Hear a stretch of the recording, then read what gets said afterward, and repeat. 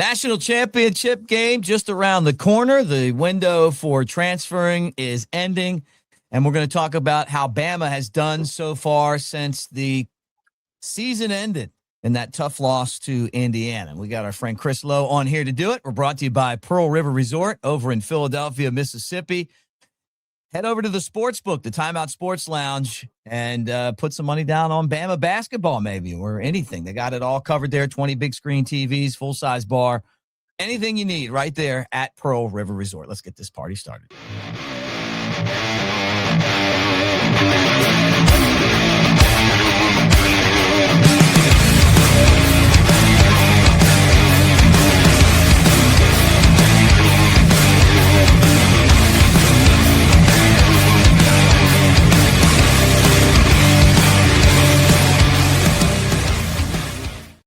All right. What do you say, guys? There's Chris Lowe. I'm Mick Gillespie. Good to see you, Chris.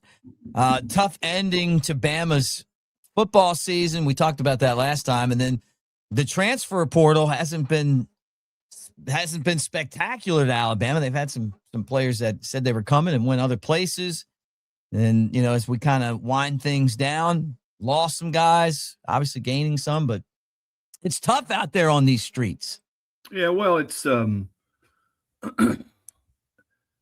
everybody. I love how everybody wags the finger everybody else this time of year. Everybody's cheating, but we're not cheating. Well, as one AD in this league told me this week, Mick, everyone's tampering and everyone's getting tampered with. I mean, that's the reality of it. Now, are there different degrees and different levels? Yeah, but there are conversations being had before kids jump in the portal about what it would take. Would you be interested?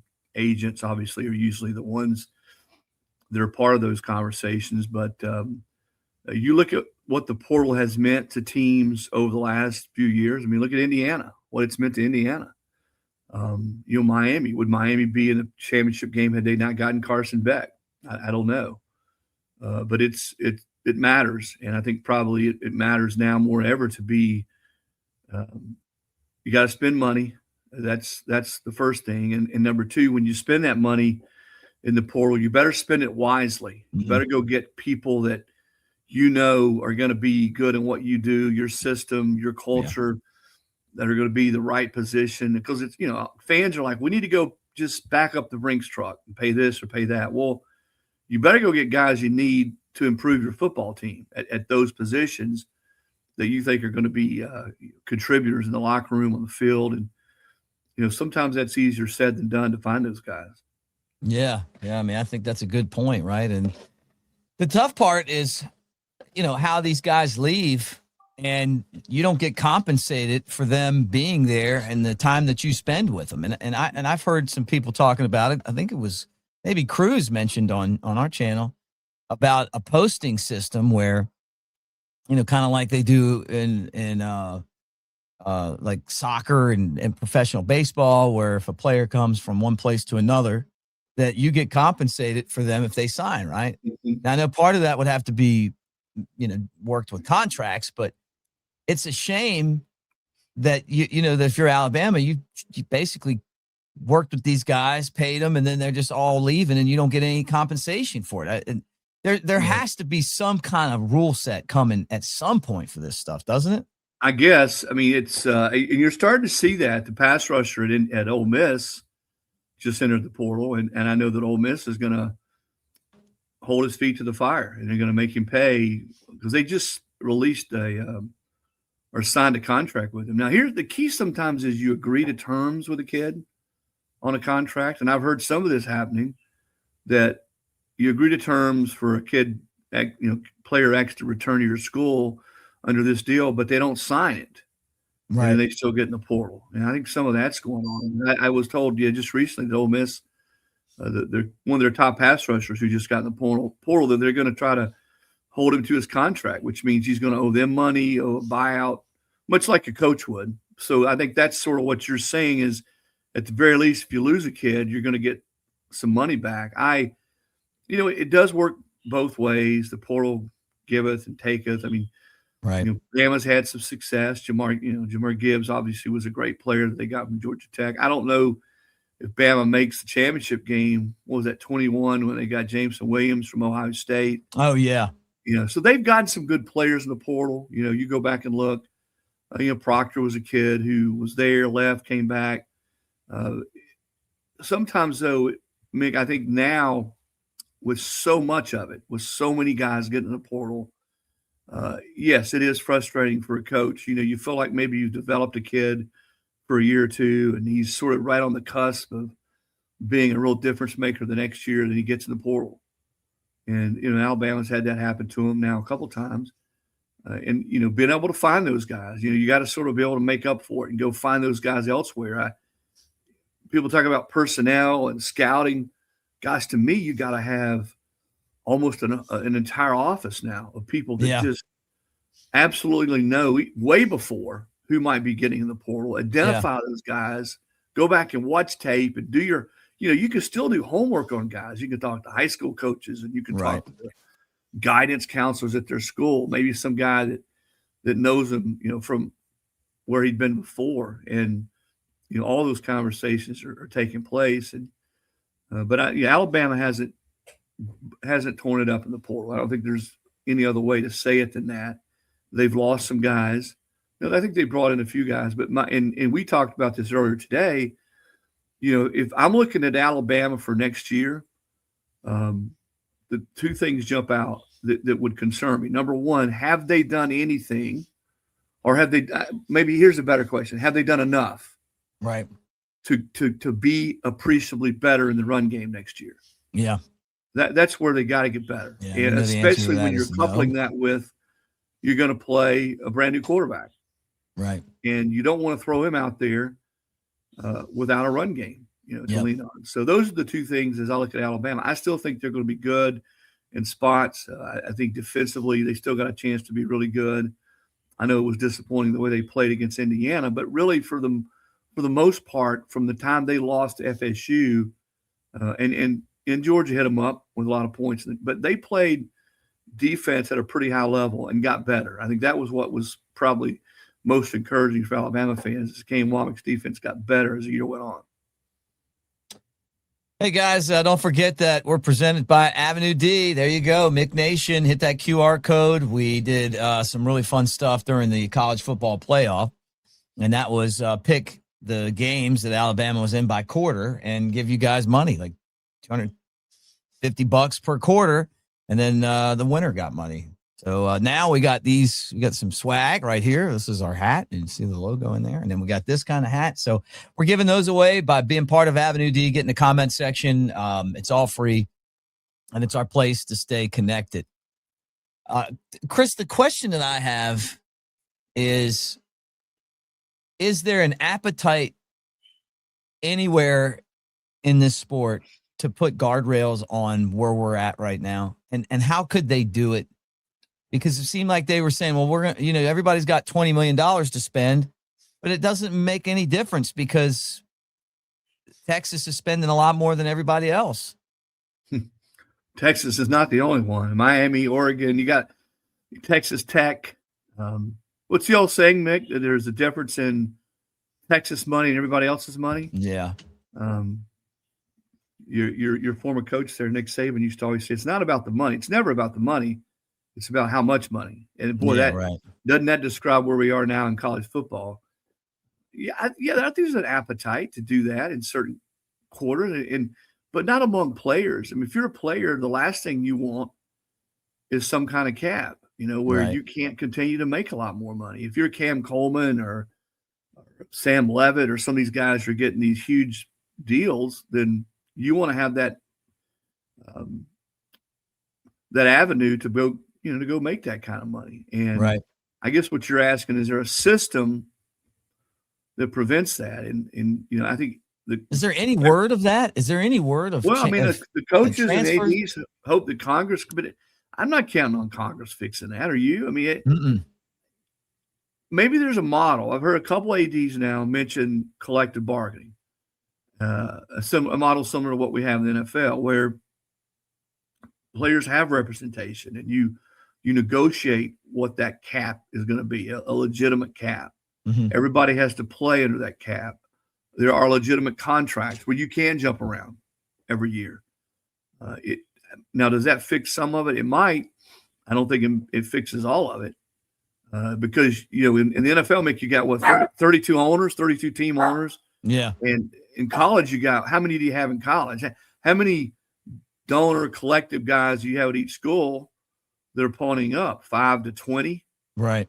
Depending on the school. And so there's still going to be ways to, if you want to figure out a way to get a guy more money or put together a deal, you can do that. I think the thing now is you've got the College Sports Commission, which is supposed to be enforcing this, like a clearinghouse. What deal's legit?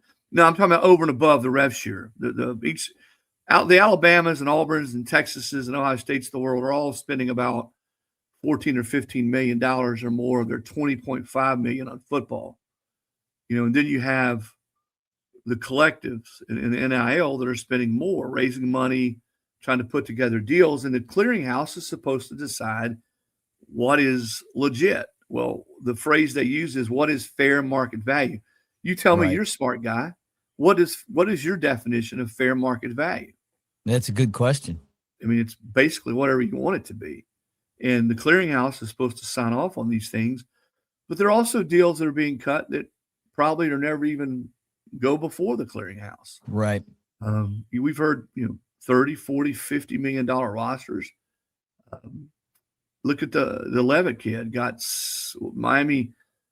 No, excuse me. He just got what, 4 or 5 million at LSU. Ty Simpson could have gotten as much as 6.5. That's crazy. Miami.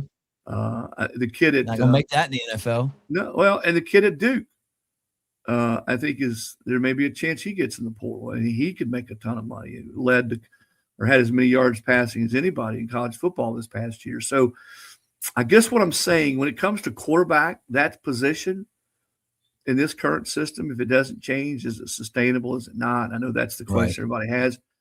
Mick, I don't think we're too far away from seeing a $10 million quarterback.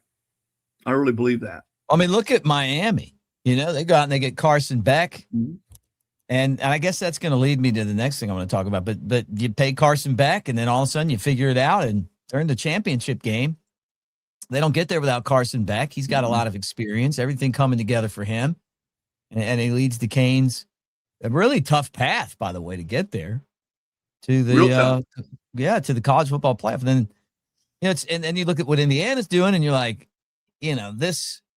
I don't remember since Nick Saban, and I mean, watching Alabama play, where you don't miss tackles and you're in position and everybody's doing their job. And I mean, Indiana was super impressive to me the last couple of games. I underestimated them. I had no idea that you could do that with veteran 2 and 3 star players, but they've done it. They're a great team. And I think they're going to win. Yeah. I was a doubter too early on. I was a doubter last year. They didn't play anybody, and their non-conference schedule was weak, and they got into the play. They lost to Ohio State, and they got in the playoff and lost. So, and here we are this year, and they've got even better. They've taken it to another level. And you're right. They've done it with primarily 3-star players, but they've done it with experience. And I think that's the thing now with teams like Georgia and Bama and Ohio State, not able to stockpile talent like they could in the past, where you're going to see teams that have more experience. I think 15 of Indiana's 22 starters are 4th or 5th year players, Mick. Guys who played a lot of football on different stages. Take Mendoza. He goes to Cal. He was going to go to Yale after his junior year of high school. And Cal offers, and he goes to Cal. He plays there, pretty good player. Mm-hmm. I think he was a top 5 quarterback in the portal when they got him last year, and he's played better than anybody could imagine. And they've protected him. I mean, they got a tight end and an offensive guard on there. I just did a story this week on the construction of their roster that both went to Wisconsin as preferred walk-ons, guys that start. A guy like D'Angelo Pons played in South Florida, played against incredible competition. Right. Nobody wanted him because he was 5'9", 170 pounds. And he goes to James Madison. Their safety, Lewis Moore, who was a All-America this year on some lists. He started Navarro Community College. It was a receiver. And now, so I think as schools evaluate talent going forward in the portal, and try to figure out how to build their roster. And you still got to spend money. Listen, the big misconception, I give Kurt Signetti and his staff all the credit in the world for their evaluation and bringing in guys that fit. That's what I was going to say. Yeah, They spend a lot of money, Meg. It's not like they're on a budget. They spent not like Miami and not like Texas and not like Oregon, but they still spent money. But you know what they've done? And I talked to Saban about this.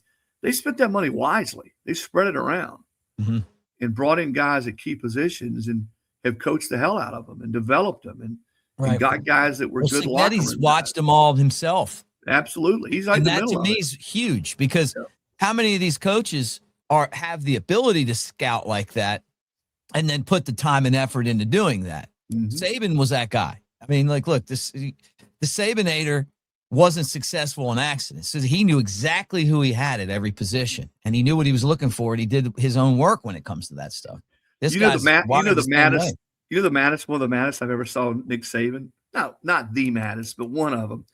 Remember when they cut out spring evaluations for head coaches? That's been several years ago now. Yeah.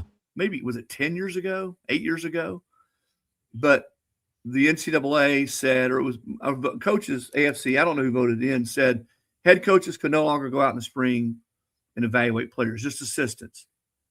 Nick was livid because he loved going to spring practice and going out on the road and seeing these kids and talking to people and evaluating football players.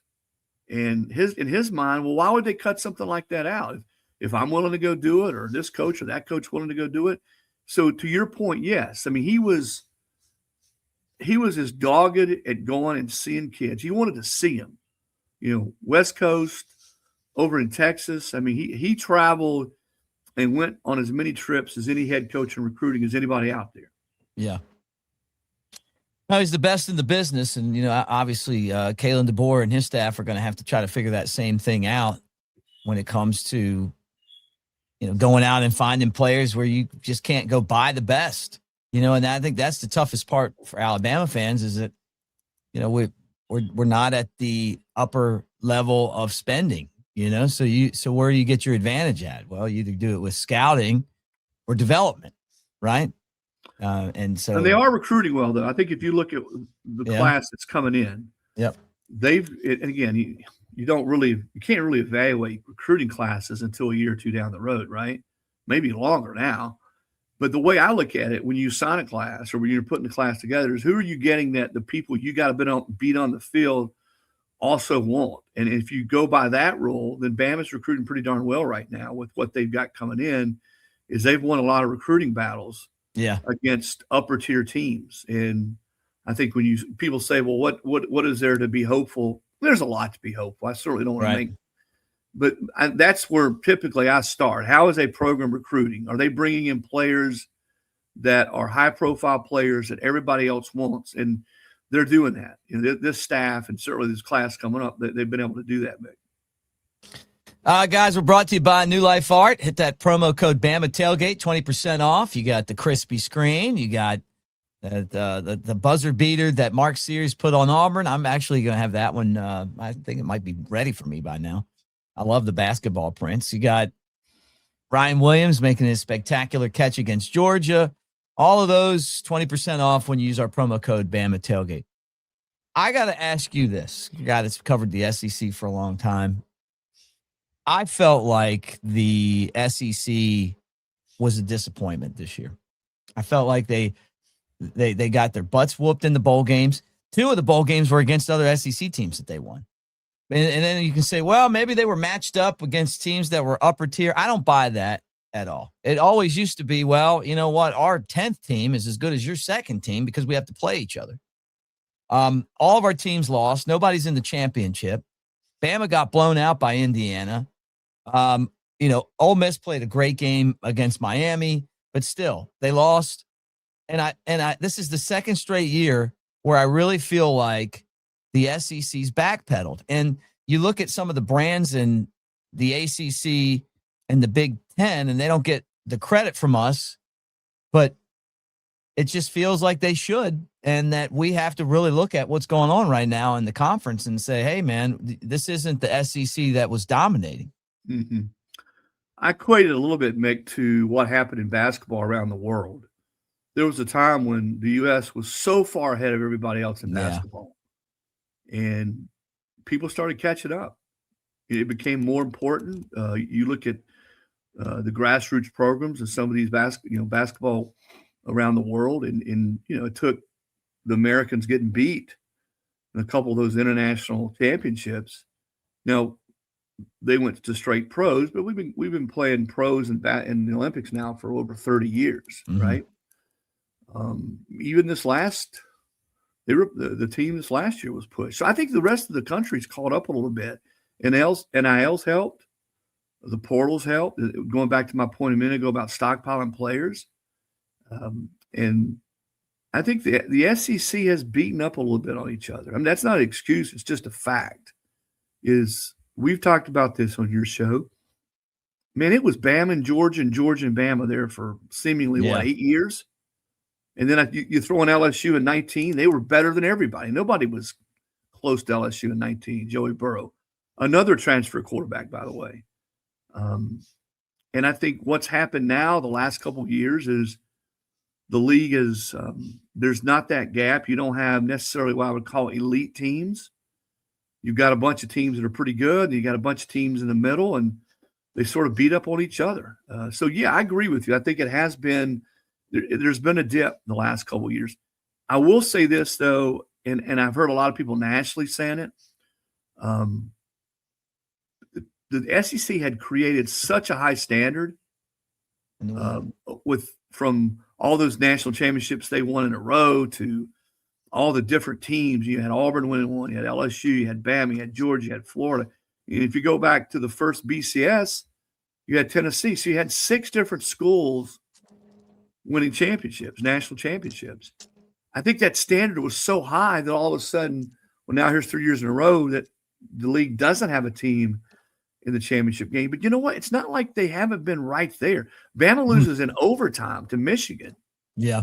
Out in the Rose Bowl in 23. They're on the goal line. Yeah. You can't get in. Michigan wins the national title that year. I just got a feel of Bama ifs, buts. Yeah.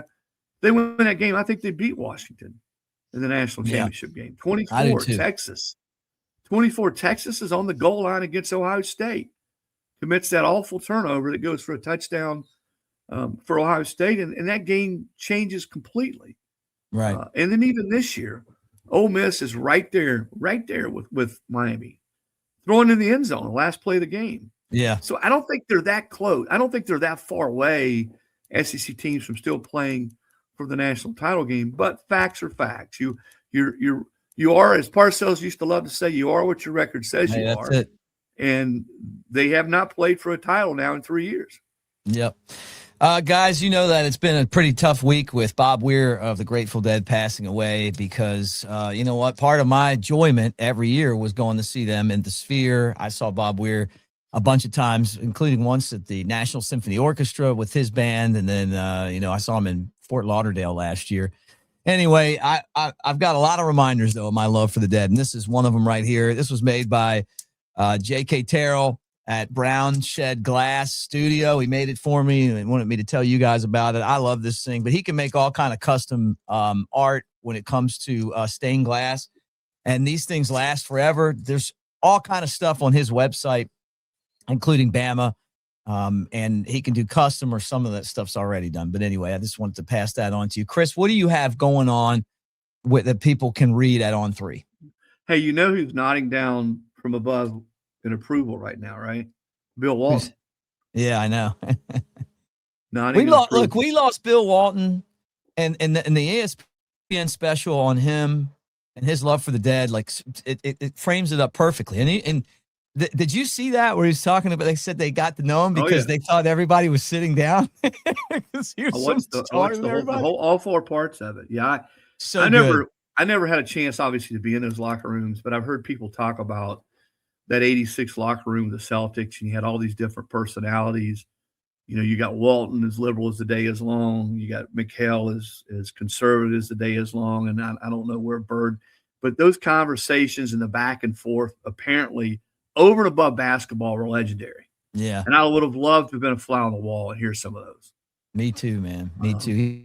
He's going to be missed. But anyway, that's super cool that JK did for me, and I want to pass him on to you guys. So, Chris, always great to see you. Let's get together again soon. I know you'll be at the national championship game. That'll be a lot of fun. We'll be watching that. I'm expecting Indiana to do what they've been doing, but you never know. It's a home game for Miami, which is crazy, right? So, but there'll be more Indiana fans there. Oh, they better be there because this is a once in a lifetime run. It'll be it'll be a sea of red there in Hard Rock. That's Stadium. right. But I agree with you. I think Indiana's will win. They've just been too dominant, too good. It's hard for me to see a scenario, Mick, where they get to this point and play the way they have and don't continue to play at that level. I'll say this as we close. Miami does check the boxes, I think, that you need to check if you're going to beat them. And i.e., they can rush the passer. They can get to the passer. Mm-hmm. They're really good up in the front seven. And if you're going to beat Miami, man, you've got to find a way to get Mendoza off balance and to get him off rhythm, maybe force some turnovers and get some short fields and score.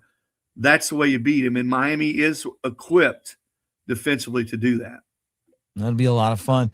Guys, we're brought to you by Pearl River Resort, Philadelphia, Mississippi, Jake Coker, and me. And we're in the commercial. We can even prove that. Invite you to go over there, Silver Star Golden Moon Casino. Great slots. I mean, you talk about slots. They're as good as you're going to get unless you go all the way out to Vegas. It's an hour and a half from Tuscaloosa, 2 and change from Birmingham. They got the sports book, the Timeout Sports Lounge. They got music acts. It's a fun place to go hang out, and we invite you to do that. Chris, have a safe trip. Roll Tide. So, Jake, let's break down some game tape. Hold on, fellas. Steve. Hey, Jake. You ready to rock? Let's roll, brother. Guess we're calling plays at Pearl River Resort. Wow, Jake's first throw scores. And Steve's got the crowd pumped. Man, they're absolutely rolling. 'Cause I don't have to be me till Monday, Friday, Saturday, Sunday. I ain't gonna face reality. I tell you, Jake's still got game. While Steve keeps rocking aces. Boom, Jake seals it with a pick. Come call your own plays At Pearl River Resort. Let's roll. I don't